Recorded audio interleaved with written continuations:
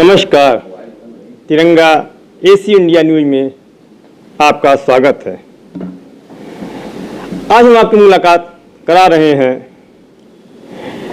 नरेंद्र मोदी विचार मंच के राष्ट्रीय अध्यक्ष श्री रवि चाणक्य जी से और जानते हैं कि क्या आप सही में मोदी जी के विचारों को जन जन तक पहुंचाने में सफल हुए या अभी कोई ऐसी कमी है कि मोदी जी के विचार जन जन तक नहीं पहुंच पा रहे हैं।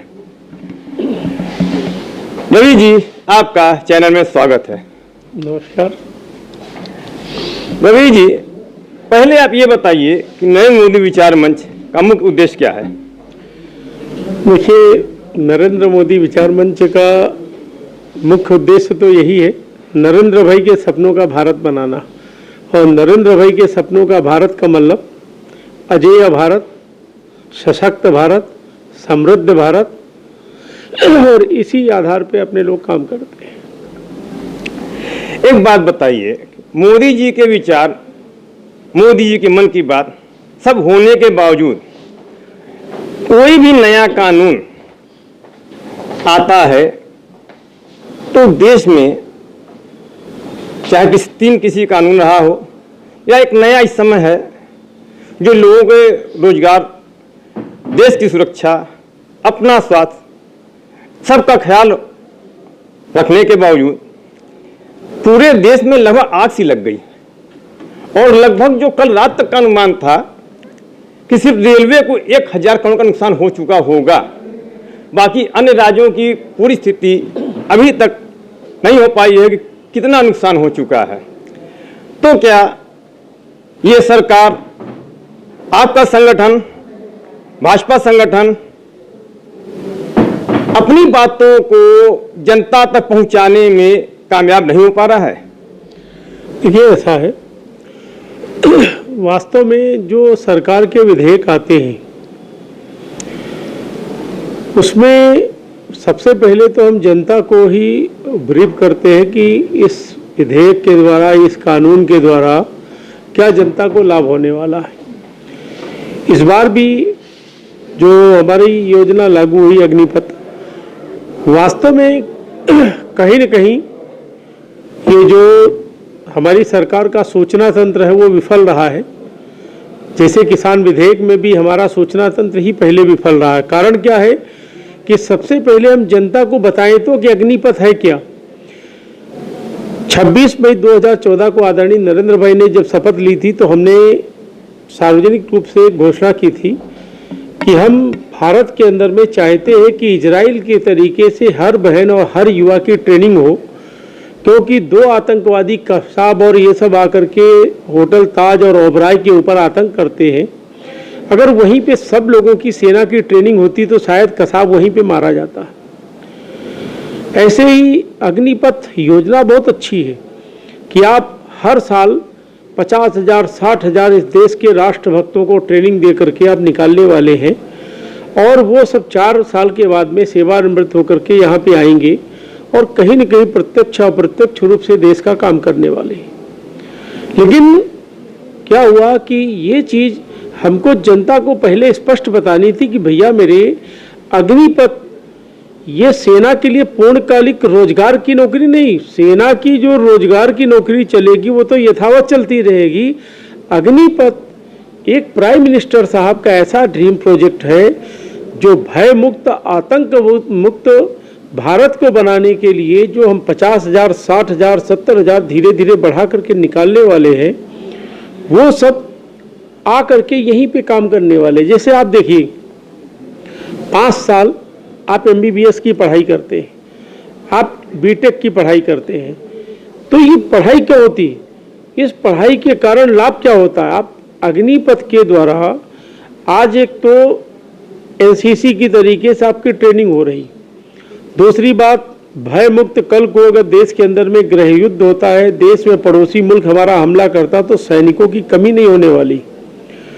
लेकिन अग्निपथ को पूर्णकालिक सरकारी नौकरी बता करके जो अन्य राजनीतिक दल मिसगाइड कर रहे हैं, उसका छोटा उदाहरण आपको बताते हैं।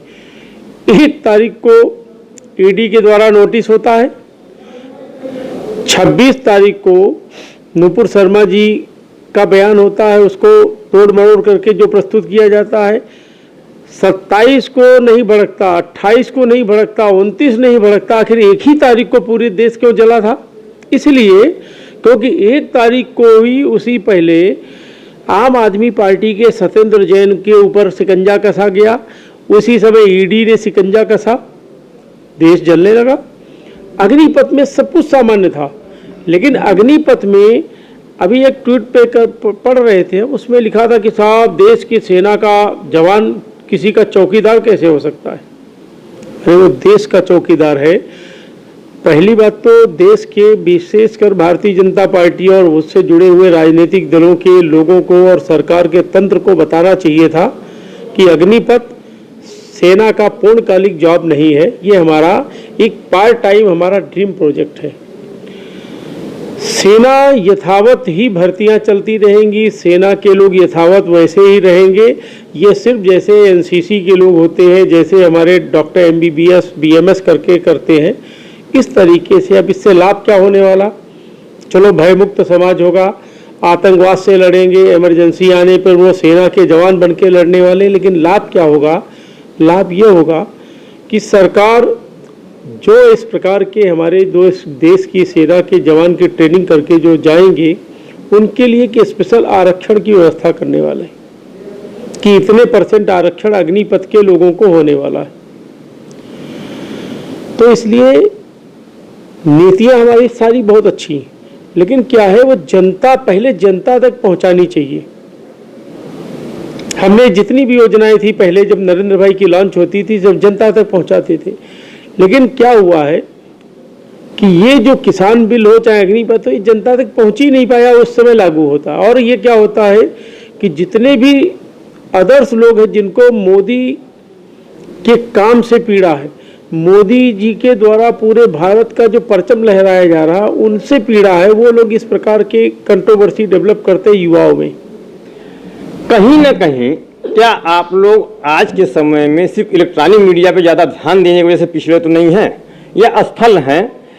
प्रिंट मीडिया का देखा जाए जो उपयोग होना चाहिए, होता क्या है कि प्रिंट मीडिया में आप ऐसा कोई जानकारी, कोई विज्ञापन इस ढंग से नहीं दे पाते हैं कि जिसको जो ना पढ़ पाए समझ पाए। हो सकता है आज की टेक्नोलॉजी को अपने बच्चे पोते किसी से समझ सके, लेकिन एक तरीका हमने देखा कि लोग आते हैं खासकर चाहते कि हमारा टीवी पे और कई जगह अपना वीडियो टाइप का फोटो आ जाए, बस उसमें बिजी हैं।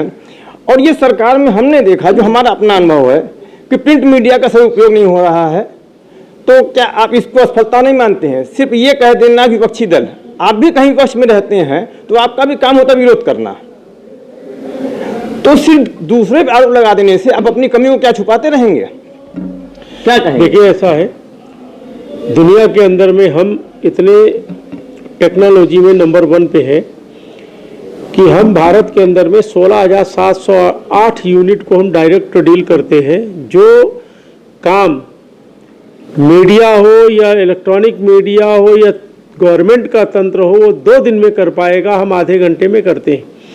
हम राष्ट्रीय प्रमुख के नाते सिर्फ हमको 9 फ़ोन करने होते हैं, क्योंकि भारत को हमने 9 भागों में बांटा है और हर 9 प्रमुख को सिर्फ 5 फ़ोन करने होते हैं, क्योंकि हर प्रदेश हमने 51 प्रांत बनाए हैं।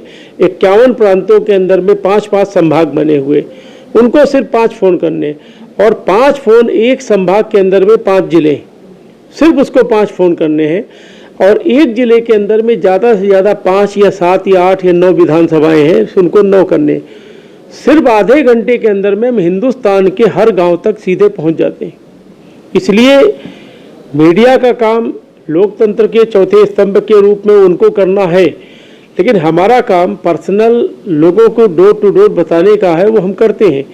लेकिन एक बात हमेशा ध्यान रखना, लोकतंत्र के अंदर में विपक्ष अनिवार्य है और विपक्ष अपना काम करता है। विपक्ष के पास अब कोई मुद्दा ही नहीं बच रहा ना राष्ट्रीय सुरक्षा का मुद्दा है, ना भारत की जीडीपी का मुद्दा है, ना भारत की आयात दर का मुद्दा है, ना निर्यात दर का मुद्दा। मुद्दा क्या है? मोदी है। और मोदी को कैसे, मोदी के विजय रथ को रोका जाए। आपको याद होगा अभी राहुल गांधी जी के विदेश के अंदर में भारत के लिए रोना रो रहे, इसलिए अब कोई मुद्दा ही नहीं। तो क्या करना है कि आपको ध्यान होगा माननीय उच्चतम न्यायालय ने जब फटकार लगाई थी तब प्रधानमंत्री जी को चोर चोर चौकीदार चोर को रोका था। उनका कहना है कि किसी भी चीज को 1000 बार आप बोलोगे वो सही मान ली जाएगी। इसलिए क्या है कि इन लोगों को एक ही चीज से पीड़ा है, वो पीड़ा है कि भारत के परम वैभव की जो गतिमान जो रास्ता है उसको रोका जाए।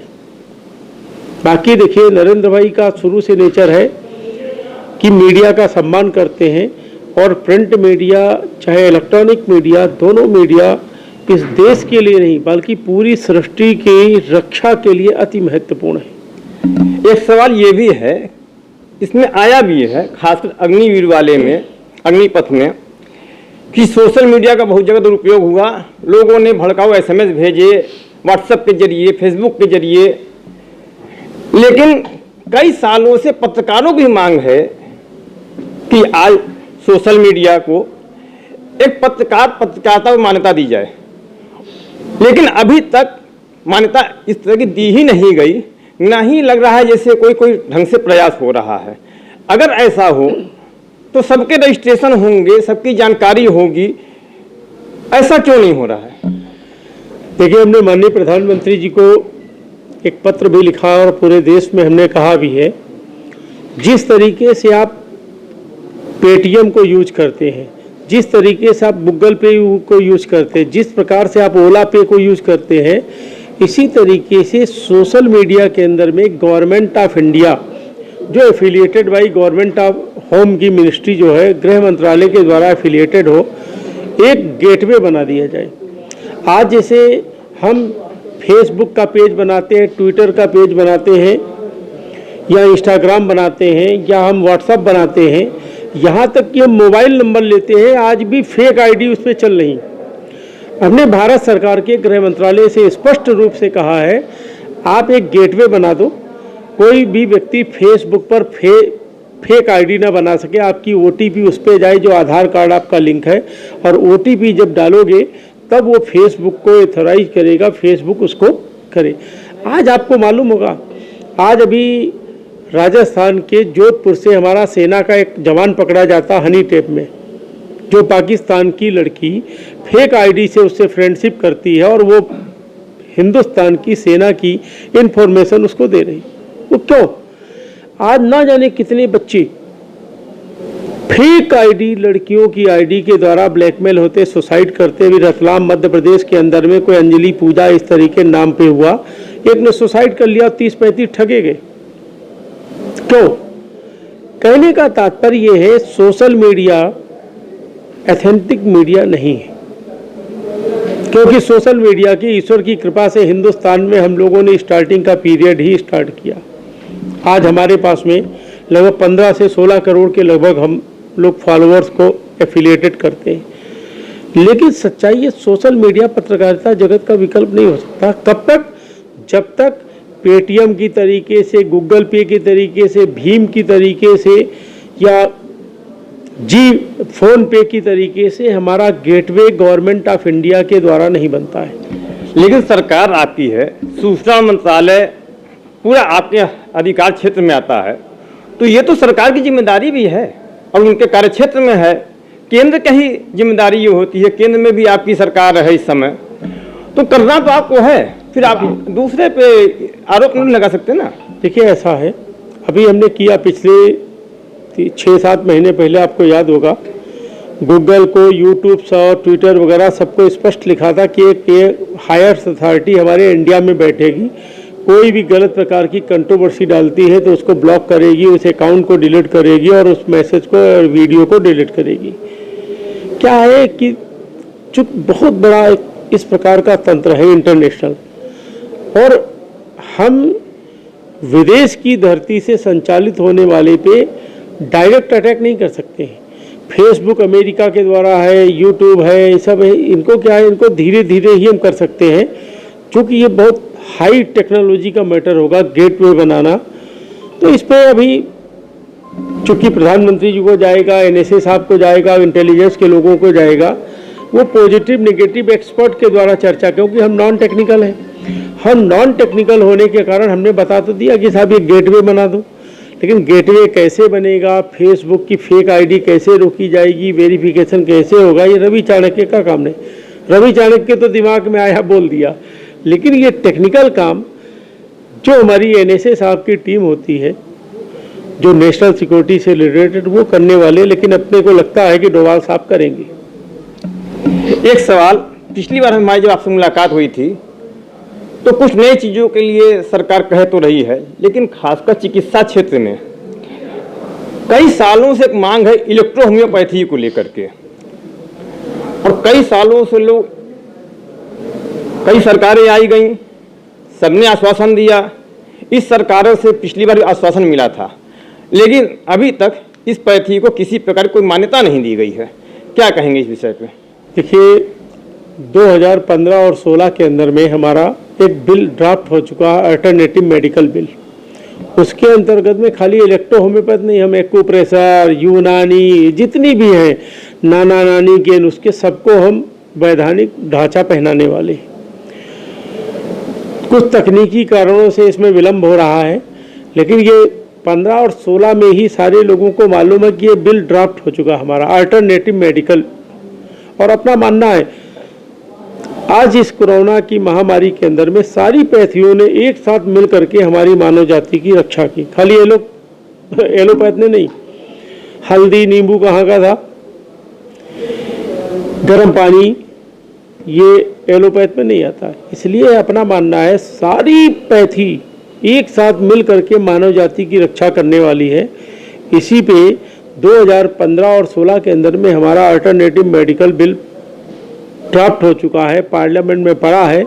अब वो किसी तकनीकी कारण से, और अपने को लगता है निश्चित पास होगा। और खाली इलेक्ट्रो नहीं, जितनी भी धरती पे पैथी, सबको हम वैधानिक मान्यता देने वाले। एक अंतिम सवाल, हिंदी की बहुत बात होती है और हर बड़ा नेता, हर बड़ा अधिकारी बात तो हिंदी की करता है, लेकिन अपने बच्चों को हिंदी मीडियम सरकारी स्कूल में पढ़ाना ही नहीं चाहता है।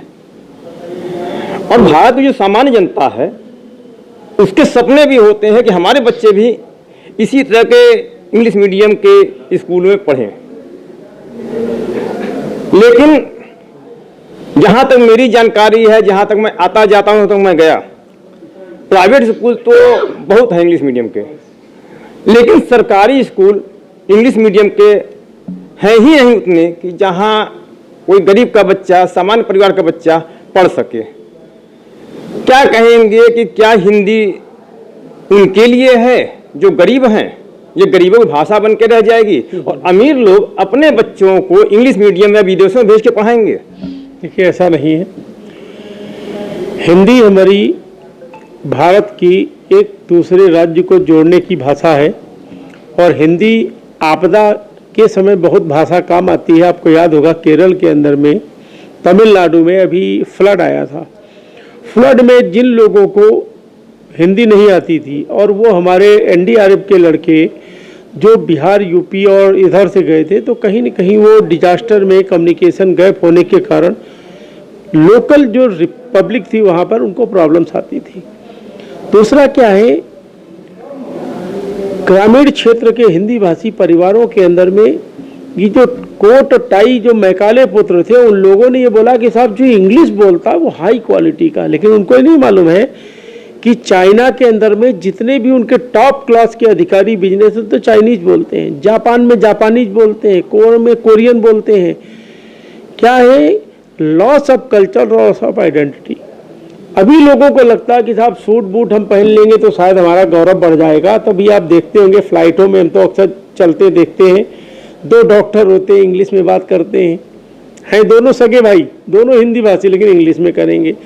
4 आईएएस बैठेंगे तो आपस में इंग्लिश में ही बात करते हैं, क्योंकि ये हमारे जो गले में जो टाई रूपी जो कुत्ते का पट्टा पड़ा है ना, ये एक्चुअली हमारी मेंटेलिटी को दूषित करता है। उनको लगता है कि हम इंग्लिश बोलने के कारण हमारा सोशल स्टेटस बढ़ जाएगा, लेकिन ये नहीं मालूम है कि मनुष्य के जीवन के अंदर में यदि आपका व्यक्तिगत चरित्र अच्छा नहीं, कर्म अच्छे नहीं, आपका वचन अच्छा नहीं है, आपकी वाणी नहीं अच्छी, तो आप कहाँ से लोकप्रिय होंगे। इसलिए क्या है, ये मृग मरीचिका है और अपने को सीधा मानना है। किसी भी व्यक्ति का आभा मंडल भाषा, जाति, प्रांत से नहीं बनता है। और बड़ी विडंबना है कि भारत के अंदर में ही हिंदी दिवस मनाया जाता है और करोड़ों नहीं, अब तक हमको लगता लाखों करोड़ रुपया हिंदी दिवस पे, हिंदी प्रचार प्रसार अभियान पे ब्यूरोक्रेट्स अधिकारियों की जेब में चला गया, लेकिन हिंदी आज भी वहीं पे खड़ी कटोरा लेकर के। क्यों? उसका कारण है कि जितनी हिंदी की बात करते हैं वो खुद हिंदी में नोटिंग नहीं करते। आप बात करते बैंकों में, आप बात करते ब्यूरोक्रेसी में कि साहब हम हिंदी, आप उठा के देखो बैंक के बाउचर से लेकर के खुद इंग्लिश में लिखते हैं। इसलिए सबसे बड़ा चीज़ है हमारा तो अपना स्पष्ट, शुरू में हमने आदरणीय मनमोहन सिंह जी के समय भी बोला था, आप इंटर स्टेट लोगों की पोस्टिंग करो। यूपी वालों को तमिलनाडु भेज दो, तमिलनाडु वालों को यूपी भेज दो, ऑटोमेटिक आप इंटर रिलेशन में आओगे तो एक दूसरे की मदर लैंग्वेज को सीखने का प्रयास करोगे। इसलिए हिंदी दिवस, हिंदी पखवाड़ा सिर्फ देश को लूटने का काम हो रहा है। और हम आज भी देखते हैं जितने लोगों के हिंदी की बात करते हैं उनके मोबाइल में जो मेनू होता है वो इंग्लिश में होता है। इसलिए हिंदी की वही बात करते हैं जिनको लूटना होता है, बाकी जिनको हिंदी का प्रचार प्रसार करना है वो हमारे आप जैसे लोग आज भी कर रहे हैं। धन्यवाद। तो फिर किसी नए शख्स के साथ आप लोगों की मुलाकात कराएंगे। तब तक के लिए जय हिंद, जय तिरंगा, नमस्कार।